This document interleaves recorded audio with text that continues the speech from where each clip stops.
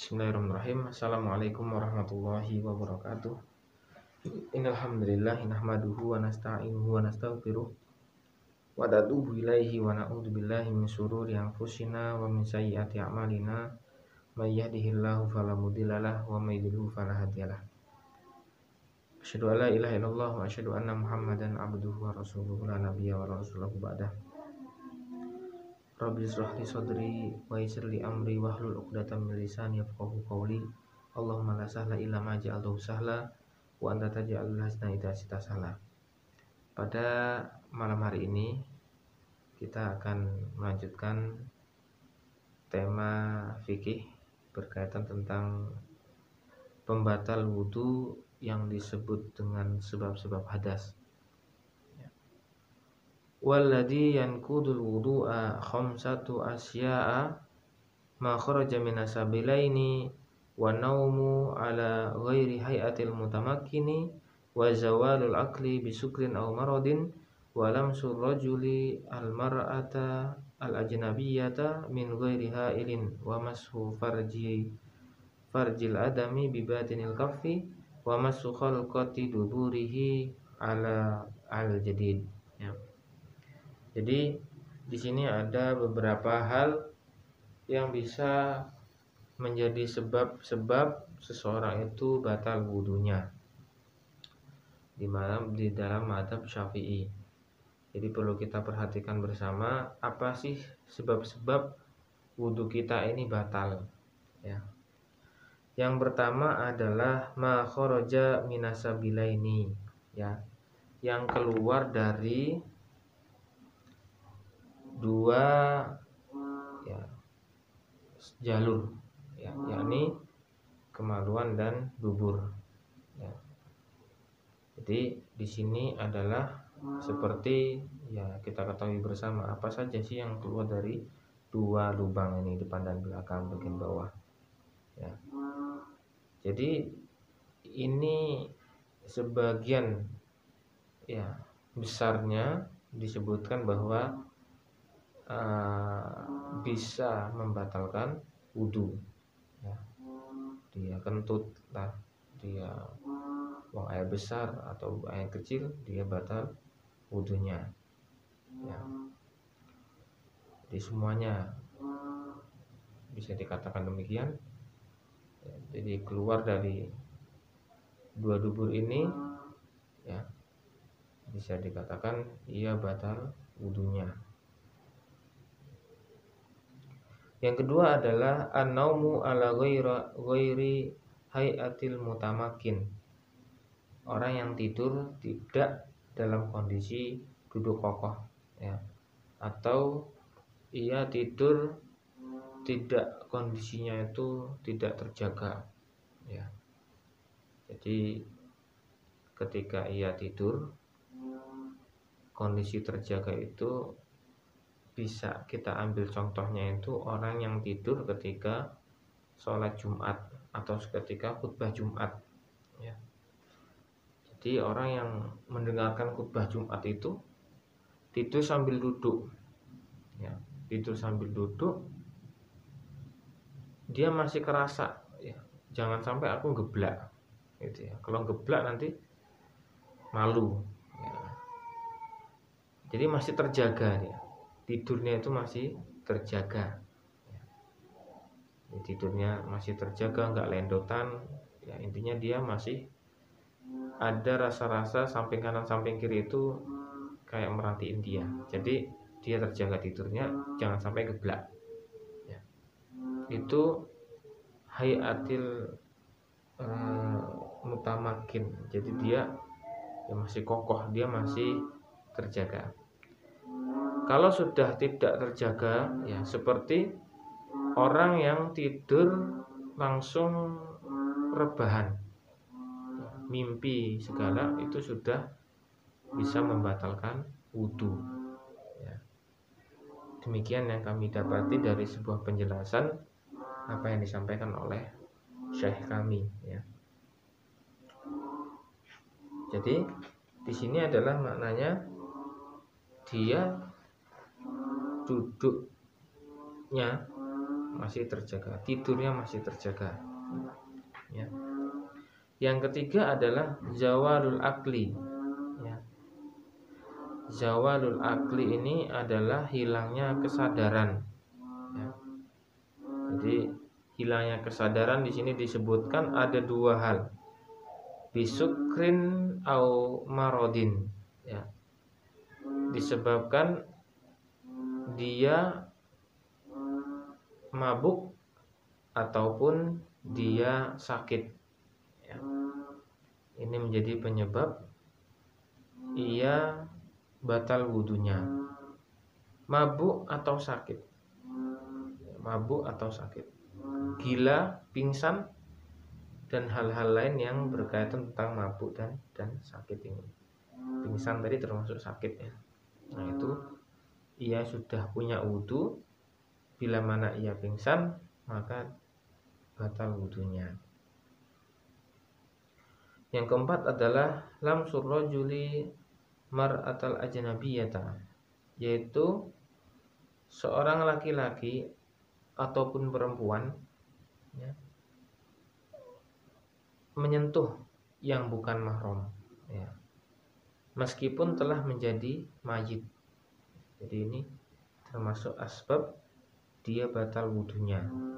Jadi yang menyentuh laki-laki ataupun perempuan yang bukan mahram, meskipun ia telah menjadi mayit. Ya. Nah, ini mahramnya apa itu mahram? Ya, mahram itu seperti ada hubungan ya, yaitu kandung ya, atau hubungan nasab, atau di sini juga ada hubungan perwakilan, perkawinan, persusuan. Itu jadi mahram ya, dan tidak boleh untuk dinikahi. Adapun kalimat min ghairi hail ya, yang artinya adalah tanpa pembatas ya, ini mengecualikan manakala sentuhan itu ada pembatasnya ya, ada pembatasnya, maka wudunya tidak batal dalam kondisi seperti ini ya. Jadi kalau ada batasnya, ada batasannya, ada pembatasnya ya, dalam kondisi seperti ini ia tidak batal wudunya. Ya seperti kalau kita lihat ada peruqyah ya, biasanya pakai sarung tangan yang cukup tebal ya. Lalu di sini ada disebutkan ada kelima ya, pembatal wudu yang terakhir adalah masu faji adami bibatini kafin ya, menyentuh kemaluan manusia dengan bagian dalam telapak tangan kita ya. Jadi menyentuh kemaluan manusia dengan telapak tangan bagian dalam. Mana telapak tangan bagian dalam? Telapak tangan bagian dalam ini ya, yang putih ini untuk megang ini telapak tangan bagian dalam. Batasannya mana? Batasannya ini, pinggir-pinggirnya ini jadi batas. Gimana kalau megangnya pakai ini? Tidak apa-apa ya. Tapi kalau megangnya pakai ini, maka ia batal wudunya ya. Jadi demikian ya, ada 5 hal yang menjadi pembatal wudu. Bahkan di sini ada disebutkan bahwa wa massul khalqati duburihi ya, menyentuh lingkaran dubur manusia dalam mazhab al-jadid, al-qaul jadidnya Imam Syafi'i, mazhab Syafi'i itu membatalkan wudu, itu menjadi pembatal wudu ya. Adapun qaul qadim ya, yang pendapat lama menyentuh lingkaran bagian dubur itu tidak membatalkan wudhu. Tapi pendapat terbaru ini Al-Jadid ya itu menyebutkan bahwa termasuk menyentuh lingkaran bagian dubur itu termasuk pembatal wudhu ya. Jadi kita ulangi lagi apa pembatal wudhu ya, ada 5 ya. Yang pertama itu yang keluar dari 2 lubang, bagian depan maupun bagian belakang ya. Lalu yang kedua adalah ia tidur ya, tidurnya tidak kondisi duduk kokoh atau tidak kondisi dia kondisi terjaga ya. Tadi sudah kita sebutkan salah satu contohnya. Jadi kondisi terjaga itu dia masih paham kalau misalnya jatuh itu nanti malu, atau misalnya yang lainnya ya. Jadi dia masih merasa kayak tidur setengah-setengah ya. Kalau sudah berbaring atau lendotan sampai ngorok mimpi, yaitu kemungkinan sudah batal wudhunya. Yang ketiga itu adalah ketika ia hilang kesadaran, baik ia pingsan maupun ia ya, pingsan ini diwakili dengan marid, sakit ya, ataupun dia mabok ya. Ini kalau hilang kesadarannya maka batal wudhunya. Yang keempat adalah ia menyentuh atau sentuhan laki-laki ya pada wanita yang bukan mahram meskipun ia sudah menjadi mayit. Itu termasuk pembatal wudhu ya. Tadi disebutkan mahram itu apa saja, yang ada hubungannya dengan persaudaraan kandung ataupun dengan persusuan ataupun dengan perkawinan ya, ada hubungan nasab, itu kandung tadi. Lalu yang kelima adalah ketika seseorang itu memegang kemaluan manusia dengan telapak tangan bagian dalam ya. Jadi punyanya sendiri maupun punya orang lain, baik itu anak kecil maupun anak besar, dewasa, manakala demikian maka batal wudhunya. Berbeda bila mana telapak bagian luar yang memegang, telapak bagian dalam batal.